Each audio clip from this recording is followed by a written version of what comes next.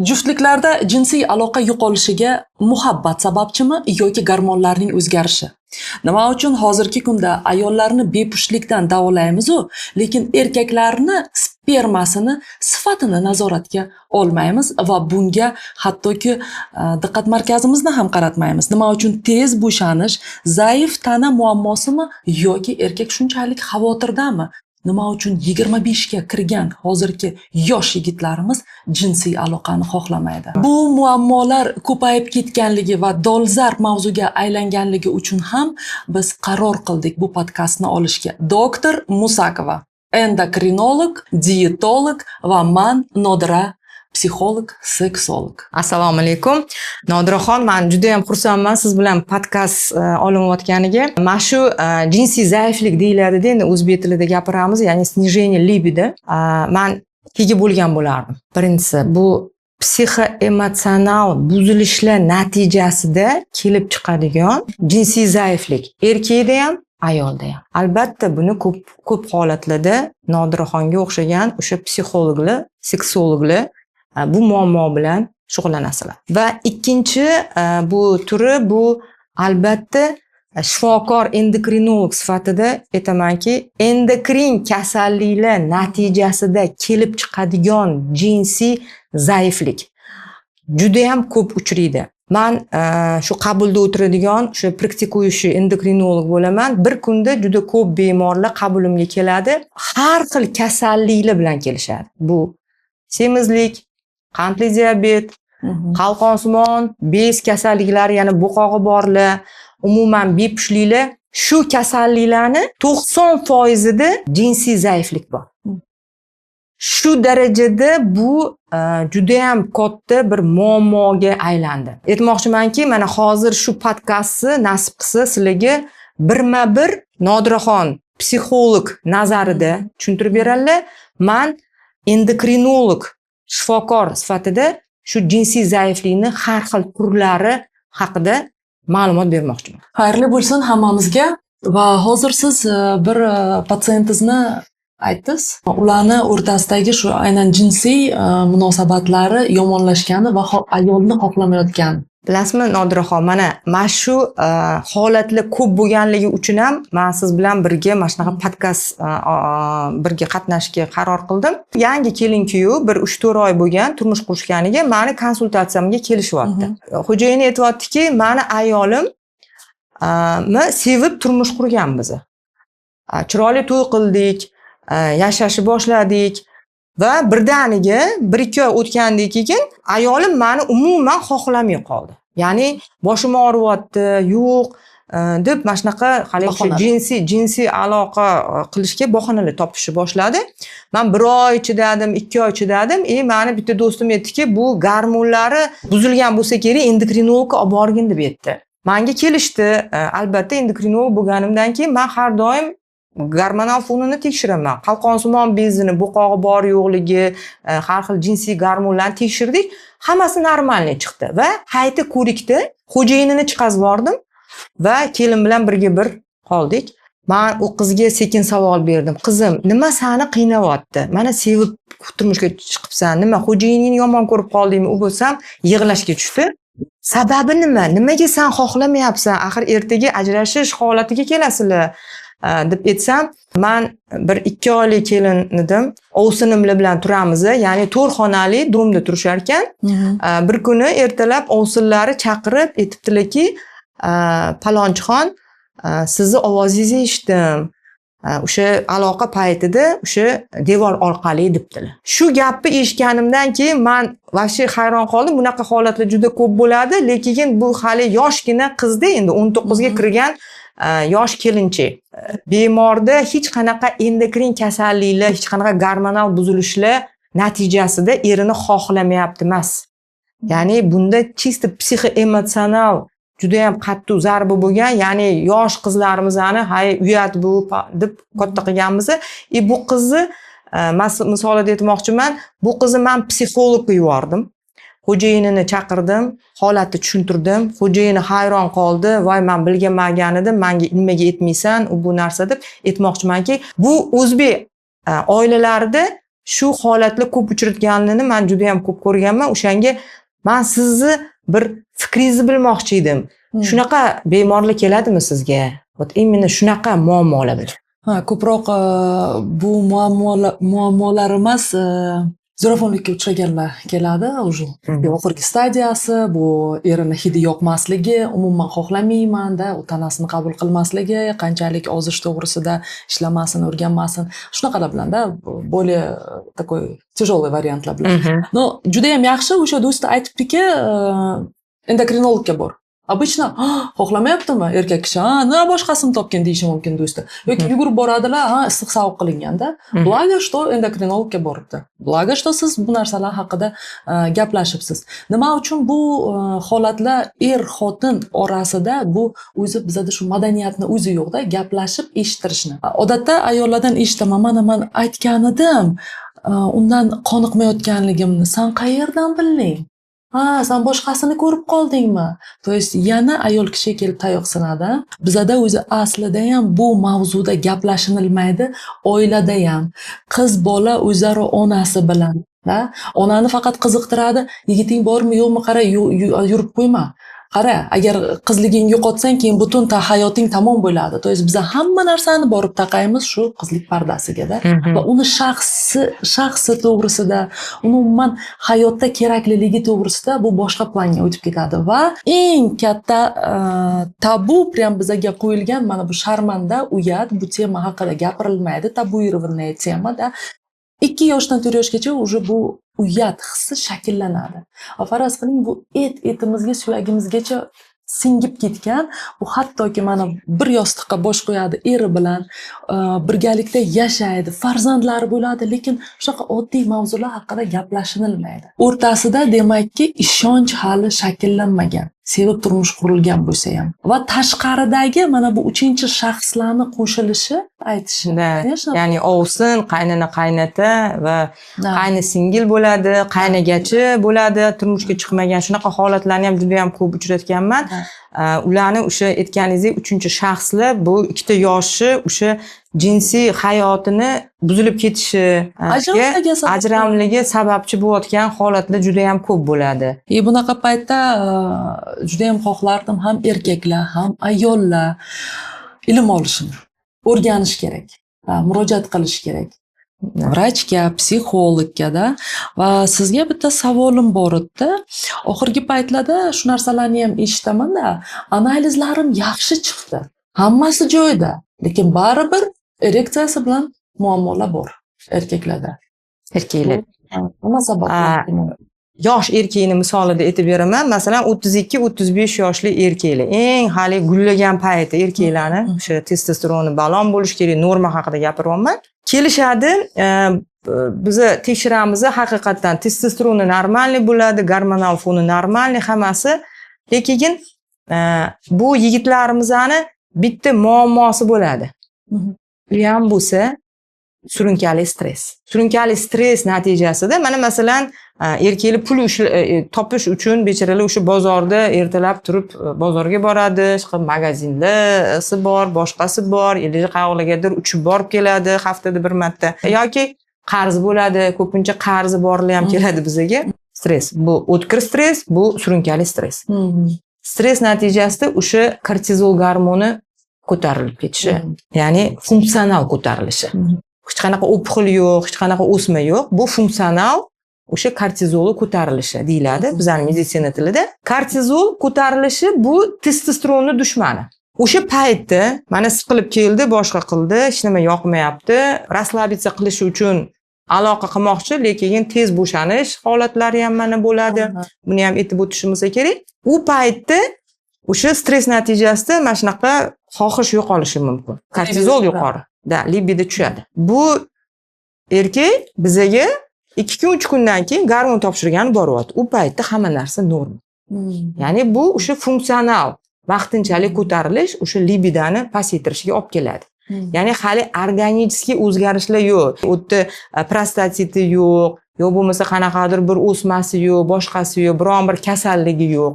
Lekin boshqa kasallik natijasida ham libido pasayishi juda ham ko'p bo'ladi. Masalan, semizlik, qandli diabet Ayollarda ham, erkaklarda ham xuddi shunday bir xil kuzatiladimi? kuzatiladi. To есть Xuddi shunaqa. именно kortizolni evaziga unisida ham Nimaga? bunisida ham Stress, tushadi. kortizol ko'tarilishi, testosteronni erkaklarda pasayishi va dopaminni, Ha, baxt gormonini pasayishiga olib keladi. ha, Dopamin bo'lmasa, hech nima uni qiziqtirmaydi. da. Ayollarda bo'lsa, surunkali o'tkir stress, estrogen ayollar gormonini va dopaminni pasaytiradi. Ular ham xohlamaydi u narsa.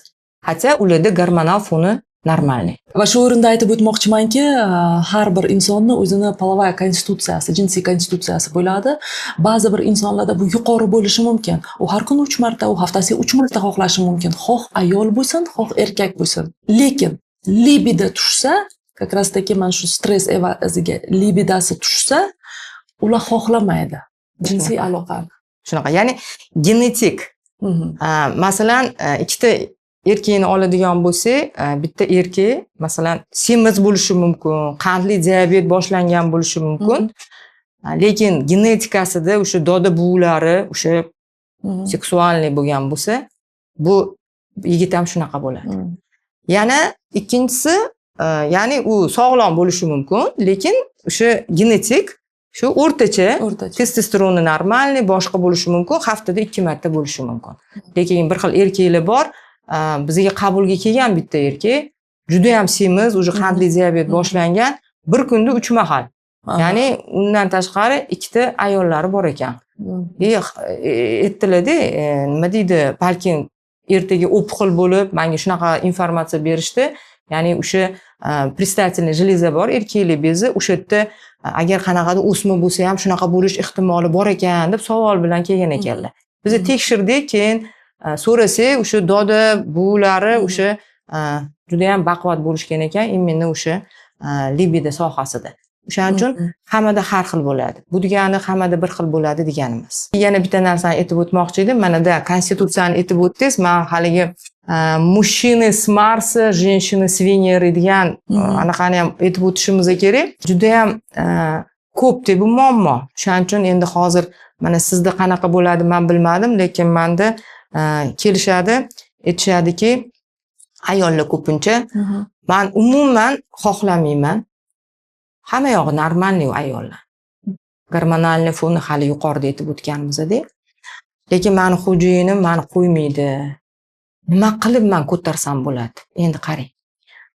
Shu erkak bilan ayolni Alloh har xil yaratgan ekanda, va shu bosh miyamiz bu seksualniy organ hisoblanadi. O'sha limbichеская sistemamiz bor. Ana o'sha yerda o'sha возбуждение, o'sha qoniqish deydimi o'zbek tilida, o'sha sentrlarda bo'ladi. Erkaklarni Alloh sal boshqacharoq yaratibdi, ayollarni boshqacharoq yaratibdi. Erkak uchun bu seks bu nima deydi hali, расслабление, stress yo'qotish, перезагрузка bo'ladigan bo'lsa, ya'ni emotsiyalar, unaqa narsalar shart emas ularga. Endi ko'p holatlarda ayollar uchun bu emotsional podgotovka bo'lish kerak. Ya'ni romantizm bo'lish kerak. Unga sen chiroylisan deyish kerak, unga gullar berish kerak. Qanaqadir qulog'iga bir pichillab bir nimalar deyish kerak. Yoqimli. Ana o'shanda ayolingizni ana endi keyin ko'raverasiz. Lekin bizani o'zbek erkaklar sal boshqacharoq tarbiya topishgan. Endi nima deydi? Unaqa deyishga xijolat bo'lishadimi? Bilmadim-u. Lekin shu narsalarni ayoliga ko'pchiliklari, hammasini aytayotganim yo'q, o'sha romantizmi bo'lmaydi.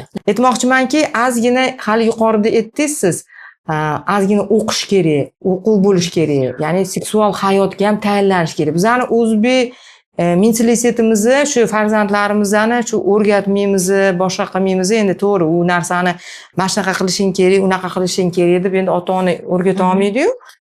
Lekin menimcha shu narsalarni ham bilish kerakmi deyman-da. Chunki o'sha tushunmovchiliklar, boshqalar bilan mana shu ko'pchilik ayollar men orgazm nimaligini bilmayman deydi. Va yana bitta narsa aytib o'tishim kerak, endokrinolog sifatida, erkakni bosh miyasida birinchi o'rinda seks turar ekan.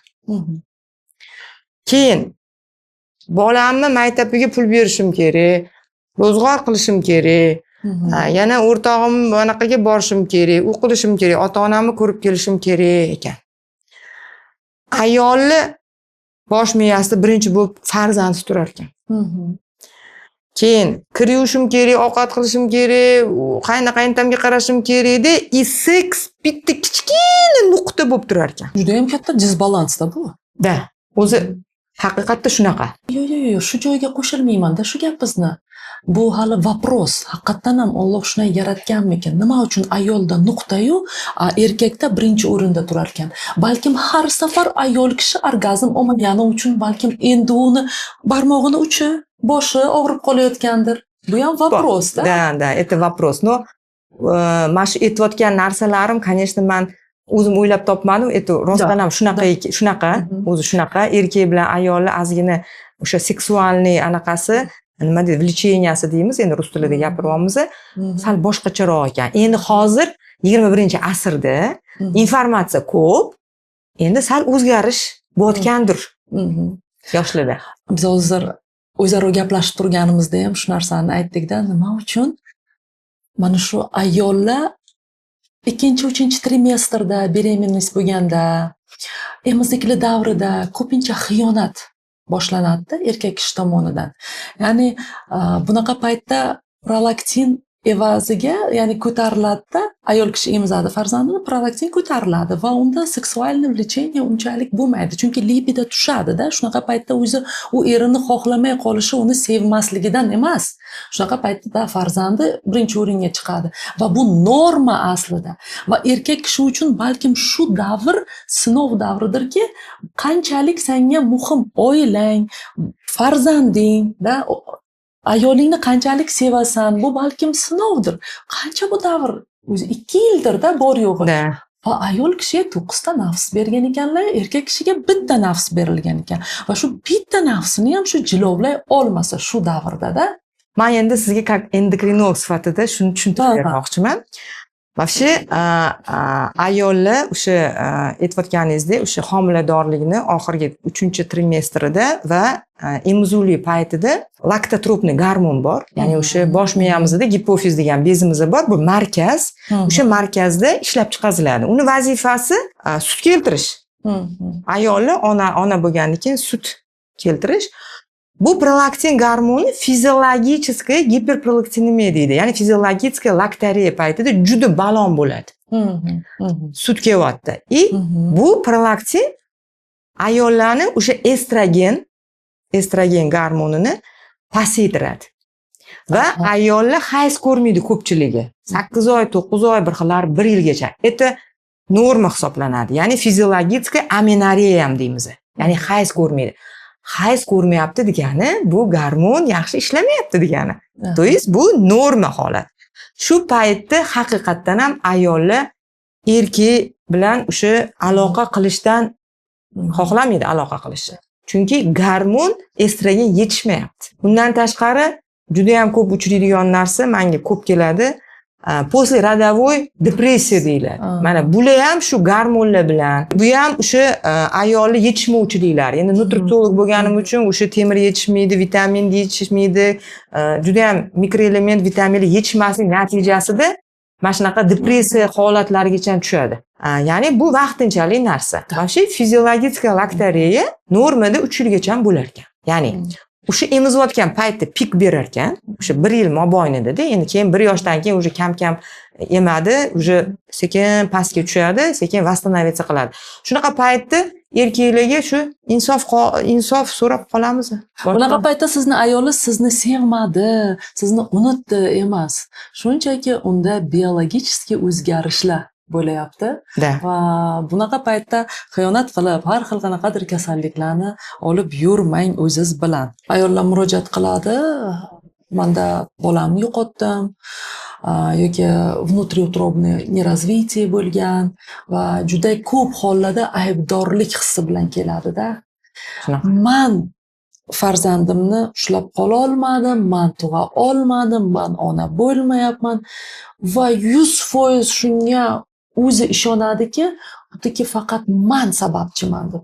o'zini ayblaydi. Ha, bunaqa paytda mana sizdan eshitdim, imенно spermatogenezni o'zgarishi nimalarga Da. olib keladi? Bilasizmi, yaqinda men bitta maqolaga ko'zim tushib qoldi. To'g'risini aytsam, oldin o'qimagan ekanman, bir 2-3 yil bo'lgan ekan. Endi men ham endokrinolog bo'lganim uchun hamma yoqda shu holatlarni kuzatib yuraman.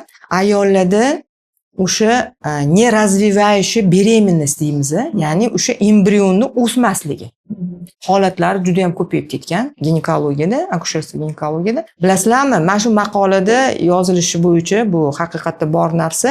Embrionni o'smasligini sabablaridan bittasi yana erkaklarni spermasini, o'sha DNKsini, ya'ni genetik materialini неполноценностligi, ya'ni o'sha zararlanganligi natijasida embrion o'smay qolar ekan. Короче, spermasi defektam.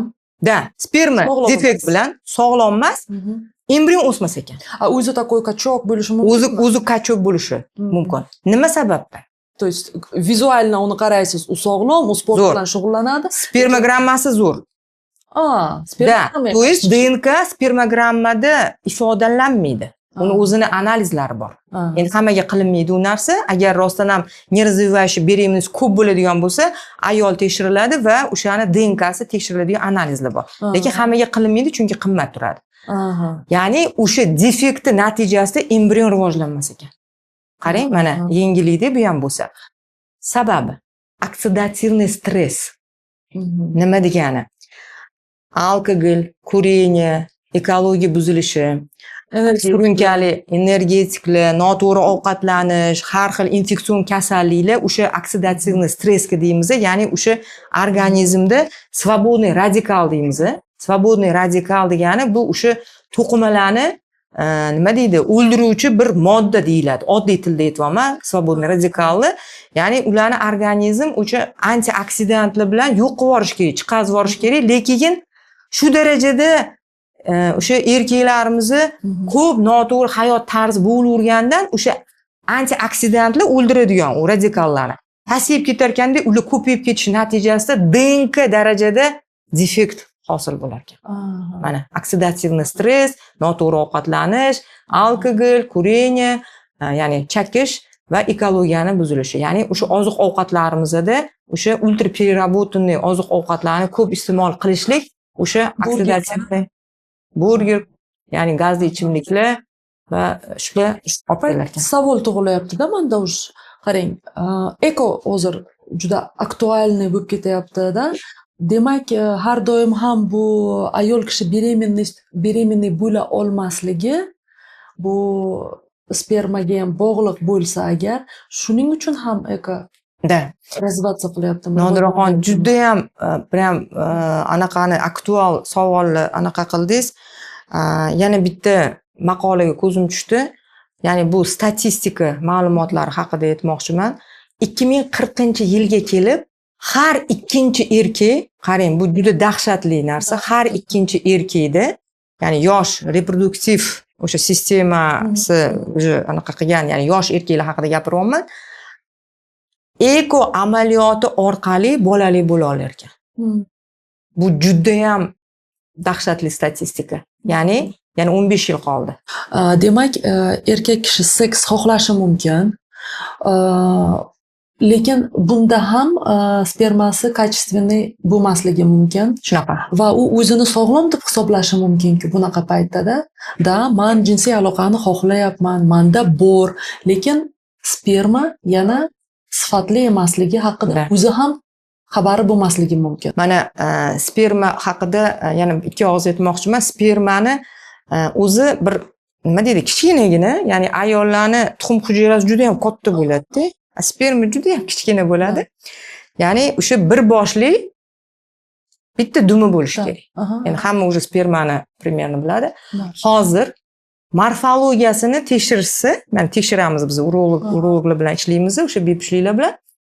Ikkita boshli sperma bor, ikkita dumli sperma bor, yoki katta boshli bor, dumi kichkina, yoki bosh kichkina, ya'ni spermani sifatsiz spermasi bor erkaklar ko'payib ketgan. Ya'ni o'sha morfologiyasini, spermogramma morfologiyasini ko'rganimizda mana shunaqa holatlarni ko'ramiz.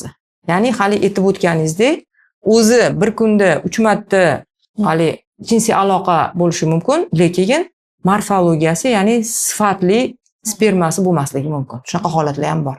Mana shuni rezyumirovat qiladigan bo'lsak, nima desa bo'ladi erkaklarga? Какой посыл можно, да? Da, mana erkaklarga men o'zim endokrinolog, dietolog bo'lganligim uchun har doim sababini to'g'irlash kerak deyman. Nima sababdan shunaqa bo'lyapti? Nima sababdan eko qilinyapti? Nima sababdan farzandli bo'lmayapti? Nima sababdan o'sha har xil nima deydi holatlar yuzaga kelyapti? Buni sababi bu birinchi bo'lib hayot tarzi deb o'ylayman. To есть bu o'sha vaqtida uxlash, vaqtida to'g'ri ovqatlanish, jismoniy aktiv bo'lish va stressni boshqarish. Chunki stress bu kortizol testosteronni dushmani. Va bu podkastda biz hurmatli erkaklar, ayollar kimnidir yaxshi, kimnidir yomon, kimnidir sog'ligi past, baland, bu to'g'risida emas. Faqatgina to'g'ri informatsiyani qabul qilishingiz va uni hazm qilishingiz kerak, tamom. Bu sizga informatsiya sifatida. Biz ba'zida uyalamizda bu mavzularni olib chiqishga. Biz to'g'ri ko'zimiz og'risa boramiz, okulistga boramiz, lorga boramiz, lekin eshitaman odamlardan gemoroyi bilan shunaqa qiynalib yashaydiki, lekin proktologga bormaydi. Jinsiy hayotida shuncha katta buzilishlar, ajrimlarga olib keladi, sarson sargardon bolalarda, lekin oddiy mana ilmi yo'q bo'ladi-da va o'ziga qarash juda og'riqli. Haqiqatdan ham, haqiqatdan menda spermam качественный emas ekan deyishi erkak kishi uchun udar ниже пояса bo'lishi mumkin-da. Va buni menimcha qayerdadir do'sti bilan muhokama qilishi, onasi bilan yoki choyxonada muhokama qilinishi gap emas-da bu. Aynan mutaxassisga borish kerak. Shunaqa. Va yana bitta savolim bor. Bugungi kunda chiroyli tana ertaga ota bo'lmaslikka olib kelishi mumkin. Bu nima degani? Sportsmenlar farmani upotreblять qilishi. Testosteron gormoni bu anabolik gormon hisoblanadi. Anabolik.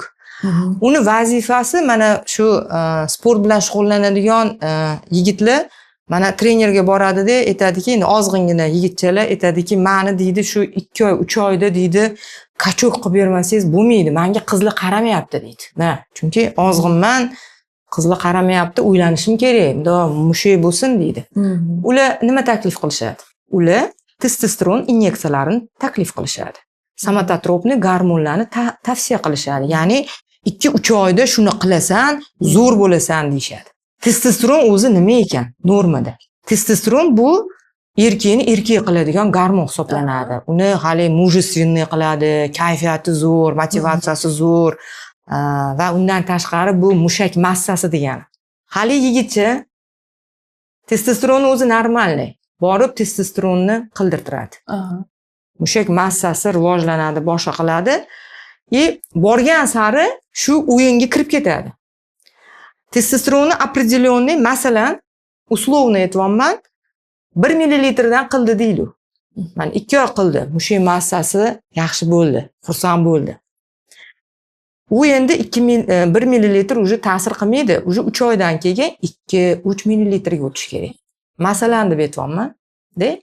Ya'ni borgan sari chiroyli bo'lish xohlaydi, borgan sari nima deydi, endi qizli yoqyapti, boshqa qilyapti. Lekin bitta narsani o'ylamaydiki, ertaga men o'ylanaman, axir bu testosteron, meni o'zimni o'sha erkaklik bezim testosteron ishlab chiqazyapti-yu. Men bu yoqdan testosteron qilyapman. Ertaga o'zini testosteronni keyinchalik ishlab chiqazmasligini haqida hech kim o'ylamaydi. Men shunaqa yigitlarni ko'rganman. Endi oddiy tilda, xuddi mana ayollar ham ko'k kontratseptiv har xil preparatlar ichishadi-yu, 2 qat bo'lmasligi uchun, hayzni to'g'irlash uchun. Ya'ni o'sha tuxumdonlarni o'sha uxlatib qo'yishiga olib keladi-da, endi keyinchalik o'zi ishlamaydi. Xuddi shunaqa deb ham. Men aytmoqchimanki, qarang, vaholanki 3 oy ichida oqsilni ko'paytirib, o'sha zalda, o'sha kardiodan keyin silovoy trenirovkalarga borsa, shu mushukni o'zi ham yig'ib oladi. Aha. Lekin ularga vaqtinchalik effekt kerak. Biz shunaqa zamondamizki hozir hammamizga faqat fasad qiziq bo'lib qoldi-da. Shunaqa. Yuzaki biza chiroyli bo'lsak-da, bizani почти ayollarimiz hammasi bir-biriga o'xshash bo'lib ketyapti-da, skuli, Da. g'ubi-da. Biza faqat yuzaki qaraydigan bo'ldik, plastik operatsiyalar qomatiga, ichida, ruhida, organizm, organda nima bo'lyapti, bu keyingi 10-darajali bo'lib qoldi. Bu juda ham plachevniy, achinarli hol. Da. Bugungi kunda shu o'rinda yana aytmoqchimanki, energetiklar bu mana energetiklarni qabul qilishi, yigitlarni, qizlar ham ichganini ko'ramanda, bu haqiqiy energiya ishlab chiqarish emasda baribir. Va bu energetiklar ertaga qizlarga qanday ta'sir ko'rsatadi? Umuman dietolog sifatida men energetik, gazli ichimliklarga juda ham qarshiman. Menda juda ham ko'p shu temada ritslarim ko'p. Umuman bitta narsa misolida aytmoqchiman. Bir kuni ota-ona yig'lab kelishdi. Reanimatsiya, ya'ni 16-go'rbanitsaga 26 yashar bola o'sha infarkt bilan tushib qoldi. Va qon miqdori keskin ko'tarilib ketdi. O'shanga endokrinolog kerak edi. Hatto 16-go'rbanitsada o'zini endokrinologi bor, o'sha insulin qilishyapti. Biza insulinsiz bolamni shunaqa davolab berishingizni xohlayman dedi. Endi men ham konsultatsiyaga bordim. Bolani ko'rib bo'lganimdan keyin haqiqatda 26 yashar bola, ozgina tana vazni oshiq, papillomalar bor, qora akantozlar bor, terilari qorayib ketdi. Chiqqanimdan keyin ikkita savol berdim ota-onasiga. Birinchi savolim, soat nechida uxlashga yotgan bolangiz va energetik gazli ichimliklar ichganmi dedim. Ota-onasi qizuv qarashdi, bizani o'g'limiz umuman kechasi uxlamagan deydi. Va uyga kirganda hamma yoqda energetik banishkalarni olib chiqqanmiz. Bo'ldi. Shu savolni o'zida ota-ona hayron bo'ldi, men ularga tushuntirib berdim. Bu juda ham dahshatli holat. 26 yashar bolada обширный infarkt. Bu degani endi ertaga necha yoshgacha yashaydi Xudo biladi. Ya'ni energetiklar haqida aytmoqchiman. Yoshlarga qaratib, eng ko'p ichadigan bilasizlarmi kim? Qaysi professiyadagilar? Bu logistikada o'tiradigan yosh yigitlar. Ular kechasi bilan o'sha Amerika bilan o'sha mollarni, yuklarni o'tkazish bilan shug'ullanishadi. Ularda kamida energetikdan tashqari bir kunda mana shu kechasi bilan 3 litr o'sha gazli ichimliklar, endi otini aytmayman, ichib chiqishar ekan. Hammaligi juda ham katta muammolarga ega. Energetik bu sizlarni o'sha qon tomiringlardagi o'sha adrenalin, noradrenalin, o'sha kortizolni birdaniga keskin ko'tarilib ketishiga olib keladi. O'rtoqlar, u vaqtinchalik energiya beradi. Lekin ertaga sizlar shuni oqibatida infarkt, insult, qandli diabet, umuman hayotinglarni o'zingizlar barbod qilayotganinglarni keyin bilasizlar. Men mutaxassis sifatida sizlarga faqat bitta maslahatim, iltimos sizlardan oddiy mineral suv ichinglar. O'shanda umringiz uzoq bo'ladi. Energetik bu faqat o'limga olib keladi. Esingizdan chiqazmanglar. Ko'krak o'sishi mumkinmi? Yaqinda bitta o'zi vrachdan eshitgandim. Menda Nodiraxon meni kanalimda o'sha shunaqa ko'krak o'sib ketgan yigitlarni qo'yamiz. Ya'ni ginekamastiya deyiladi. Erkaklarda grudная железа deydi. Ayollarda молочная железа deydi. O'zbek tilida ko'krak bezlari. Bizda перевод yo'q. Ya'ni ginekamastiya degani o'sha o'g'il bolalarda, o'sha yosh bolalarda balog'at yoshida o'sha ko'krak bezlarini kattalashishi, gormonlarning o'sha muvozanati buzilishi natijasida bo'ladigan normal holat desa ham bo'ladi. Lekin u so'rilib ketishi kerak. Hozir balog'at yoshi emas. O'sha 25, 30, hattoki 40 yoshida o'sha ginekamastiya, keyin rakka aylanish holatlarini ko'rib, o'sha menda rilslarim juda ham ko'p. Ya'ni o'sha nima olib keladi? O'sha energetik olib keladi, gazli ichimliklar olib keladi va hali yuqorida aytib o'tganimizdek, trenirovkalarga borganda anabolik steroidlarni ko'p miqdorda qabul qilgan insonlarda ginekamastiya rivojlanadi. Ya'ni o'sha ko'krak bezlarining kattalashib ketishi. U keyinchalik karakka olib kelishi mumkin. Вообще psixologik tomondan o'zi erkak kishi o'zini уверенный his qilmasligidan mana shunaqa narsalarni qilish boshlaydi. Endi uni ildiziga borsak, u juda ham katta tema, bu yoshlikka borib taqaladi. Qanchalik hozir odamlar aytmasin, voy bu psixologlar joyiga tegdi, faqat yoshligini kovlashtiradi. Chunki 0 yoshdan 7 yoshgacha o'sha paytlar уже hammasi programmalar joylashtiriladi va bu kim bilan birgalikda o'sgan bo'lsa, va katta bo'lgandan keyin buni o'sha mana shu deylik o'ziga ishonchsizligi mana shu katta bir g'orday dirka bo'lsa, buni shu orqali mana yopmoqchi bo'ladi odamlar. Bu naborot xuddi shu narsa ayollarimizda ham kuzatiladi, в принципе, har xil operatsiyalarga borishida, tanasida o'zgarishlar qilinishi. Va bunaqa paytda, конечно, psixologически. Agar psixologический tomondan buni olib tashlasa, shu tarakanlarini miyasidagi, bunga o'rin ham qolmasa kerak, shu formalarni употреблять qilishga, qabul qilishga. Bugungi kunda nima xulosaga kelyapman? Bizani libidamiz puldan ham ko'p yo'qotish bo'layapti-da. Shunaqa. Voy, pulimiz tez sarflanadi, pul qo'limda turmaydi deymiz, lekin sizni libidangiz mana shunaqasi pastga tushib ketyapti. Shunaqa. Bor yo'g'i bu hayot tarzi bilan bog'liq. Как это порно сайт не смотрите? Весь мир смотрит. Весь мир смотрит, да. Endokrinolog bo'lib, Это же алфавит для мужчин. да, вот qabulimga keladigan bemorlarni 30-40% erkakman-da. Shunga qaramasdan turib, porno saytni yaqinda bilib qoldim. Ya'ni maqolani o'qidim. Shunaqa bilib qoldim. Ya'ni o'sha porno saytlar bor ekan, bitta narsaga iqror bo'ldim. Nima sababdan qabulimga 40% erkak kelayotganini shu yerdan ham bildim. Mana endi qaranglar, juda ko'p shu bir tema bilan. Da, juda ham katta muammo. Endi nima desammikin? Endi balki уже qarib qoldimmi? 55 yoshdaman, pensioner yoshidaman. Aytmoqchimanki, bizani endi pokoleniyada bunaqa narsalar bo'lmaganda, просто o'sha paytda qabulga kelganda men porno sayt ko'raman demaydi-da bemorlar. Mana maqolani ko'rib qoldim, o'sha amerikanskiy o'sha anaqa statyani.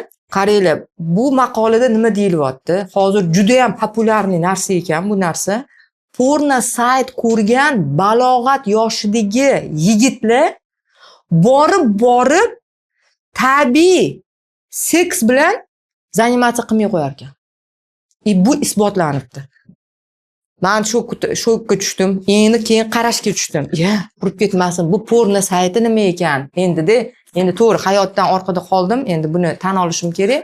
Virtualniy partnyor uni ko'ryapti.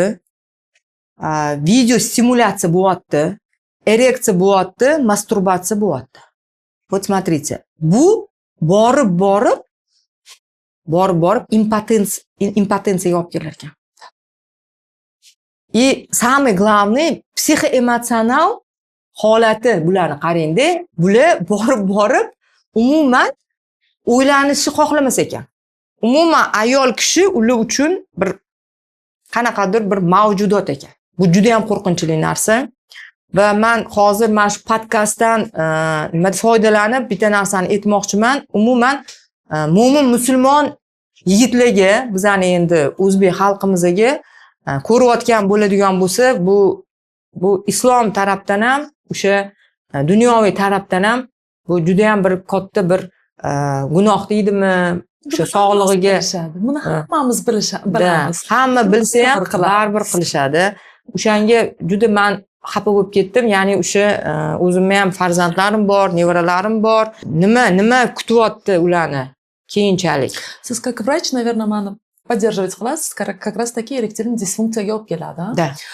Biz aytdik, mozg, miya, bosh bu именно seksualniy organ dedik-da, chunki miyada orgazm bo'ladi.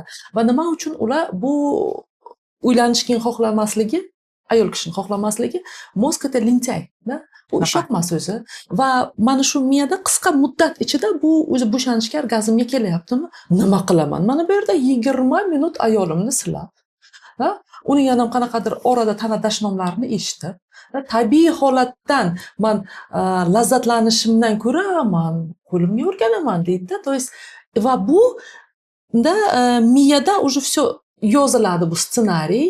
Hozir oddiyroq qilib aytganda, yana neyron to'qimalar bo'ldi, shunga moslashadi. Shunaqa. Большой yo'lakcha bo'ladi, все, мы туда и сюда, туда и сюда, туда и сюда, все, и нам будет приятно, да, то есть menga ham приятно, yoqimli bo'ladi. Men vaqtdan yutaman deydi. Представляете, nima deyapti-da? Yaxshisi men kompyuterda igra o'ynayman, keyin mabodo xohlab qolsam, parushkani qo'ydimda, qaradimda, все, vaqtdan yutaman zato. Lekin sani sog'ligingchi, да, все, под откос ketdi. Va yana bitta narsa kliповое мышление, да, то есть вот это. Bizlar ko'pchiligimizda shu narsa. Miyada shunaqa joyi borki, analiz qiladi. Biz bitta informatsiyani ko'rsak, o'qisak, kitob o'qisak-da, video ko'rsak, unda analiz qiladigan joyi bor. O'sha analizga papkasiga shiq etib tushmaydi-da, faqat mana ko'raveradi. Va shunaqa holatlar ham bo'lyaptiki, erkaklar keladi. Men oddiy bizlar qo'shilishimizdan rohatlanmayapman. Nimani xohlaysiz? Boshqa erkak kelishini yoki ayolim boshqa bir erkak bilan birga bo'lganda men chetdan tomosha qilib o'tirishni, da, to есть уже все, mana bu pornoni ko'ravergandan keyin nimaga olib keladi bu? Har xil qoniqmasligida o'sha har xil metodlarni qo'llab ko'rish xohlaydi yoki aynan o'sha video filmlarida ular chiroyli qomatli ayolni ko'rgan bo'lishi mumkin. Mozg zapis qildida uni, a в реальности realdagi ayoli balkim unga yoqmasligi mumkin. Balkim semizgina kiyindirda ritlar o'zgaradi va mana shunaqa dissonans bo'lib qoldi-da, uni miyasidagi kartinka realность bilan to'g'ri kelmadi va hafsalasi pir bo'lishni boshlaydi-da. Shunaqa. Bular aytadiki, "Men ayolim xohlamadim, ha, u o'ziga qaramayapti, og'zidan hid keldi yoki pinyuar kiymayapti." Aslida umuman boshqa narsa bo'lishi ham mumkin. Va yana bitta savolim, mana shu libidani pasayib ketishi evaziga qanaqa endokrinniy kasalliklarga olib kelishi mumkin? Libido pasayishi qanaqa endokrin kasalliklarga olib keladi va qo'shimchasiga qanaqa endokrin kasalliklar libidani pasayishiga olib keladi. Libido pasaydi, testosteron pasaydi, avtomatik ravishda semizlik kelib chiqadi. Aha.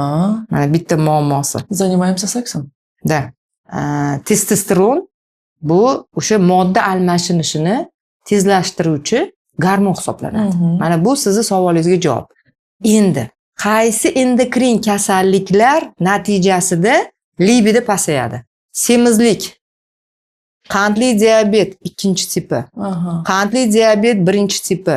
Bu qalqonsimon bez kasalligi, gipotireoz, qalqonsimon bez kasalligi, zaharli boqoq, giperprolaktinemiya deymiz, ya'ni o'sha prolaktin miqdorini ko'tarilib ketish kasalliklarimiz juda ham ko'p. Bu o'smalar, bu mikroadenoma, bu makroadenoma, bu o'sha prolaktin miqdorini o'zi tegi ko'tarilishi natijasida bo'ladi. Aytganda qarang, ko'kragidan suyuqlik yoki sut chiqishimi? Shunaqa. Shunaqa. Undan tashqari buyrak usti bezi kasalliklarimiz bor. Ya'ni o'tda o'sha gormonlar yetishmasligi bilan kelib chiqadi va gormonlar ko'p ishlab chiqarilishi natijasida ham, ya'ni libido pasayishi bo'ladi. Hali men ko'p sanashim mumkin. Bu hammasi meditsinskiy terminologiya bo'lgani uchun xalqimiz buni vоспринимать qila olmaydi. Aytmoqchimanki, ko'p endokrin kasalliklarimiz 90% libidoni pasaytiradi. O'zim ham shunaqa vrachlarni eshitsam, shunaqa roliklar ko'rishni boshlasam, "Voy, o'chiray, shuni eshitmay ham, вообще qulog'imga ham kirmasin shu kasalliklar, xuddiki siz buni aylanib o'tganda yoki shuni hatlab o'tasizda, bu sizga tegishli emasda." Biz qochamiz aslida bunaqa paytda. Va keling shunga ko'ra oddiy tilda xalqimizga nima desak bo'ladi. Mana biz aytamizki, omon qilganda sog'lik, tinchlik, xotirjamlik bo'lsin. Siz vrach sifatida nima deysiz? Qanaqa rekomendatsiyalaringiz bor? Shifokor sifatida shuni aytishim mumkinki, jinsiy zaiflik, ya'ni libidani pasayishini sababi juda ham ko'p. Bitta narsani har doim aytganman, hozir ham aytaman.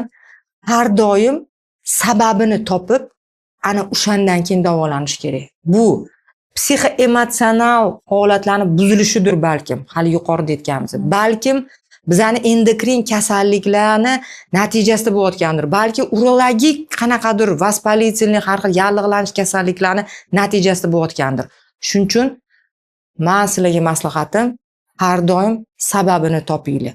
Sababini topib, kerakli mutaxassisga borib davolanish kerak bo'ladi. O'shanda natija zo'r bo'ladi va sizlarning umringiz uzoq bo'ladi va sog'lom bo'lasizlar. Seksolog sifatida esa meni rekomendatsiyam qanaqa? Aziz ayollarimiz, hech qachon bahona qilmang, qolib ketmaydi mana yo'qda kiriz. Agar eringiz xohlasa jinsiy aloqani, albatta unga ha deb javob bering. Nima uchun? Chunki sizni gormonal sistemangiz zo'r ishlaydi. Shunda ko'zchalaringiz yonib turadi, ko'zangiz yanada silliq bo'lib nur taratib turadi, siz yosharasiz. Aslida jinsiy aloqa bilan shug'ullanish bu uyat degani emas, bu harom degani emas. Agar shunaqa tarakanlar miyangizda bo'lsa, yaxshisi uni dezinfeksiya qilib yuboring va hayotdan lazzatlaning. Olib tashlang hamma mana bu energetiklarni-da. Qachonki siz zo'r kayfiyatda bo'lsangiz, bu esa zo'r kayfiyati sizni mana bu limbichskiy часть miyamizda kayf uchun, rohatlanish uchun javob beradigan qismi bor va aynan o'sha yerda serotonin, oksitotsin, dopaminlar ishlab chiqarar ekan, nimaga ularni ishlab chiqarmas ekansiz? Kortizolni ishlagandan ko'ra yaxshisi shuni aktivizировать qilib yuboring-da. Shundagina energiyaga ham to'lasiz. Agar sizda yana qanaqadir qo'shimcha savollar bo'lsa, albatta kommentariyda yozib qoldiringlar. Biz vrachlar bilan xudo xolasa yana bir bor Nigor opa bilan uchrashuv qilamiz. Men o'zim uchun ham juda ko'p yangiliklarni eshitdim. Rahmat. Rahmat Nodirxon.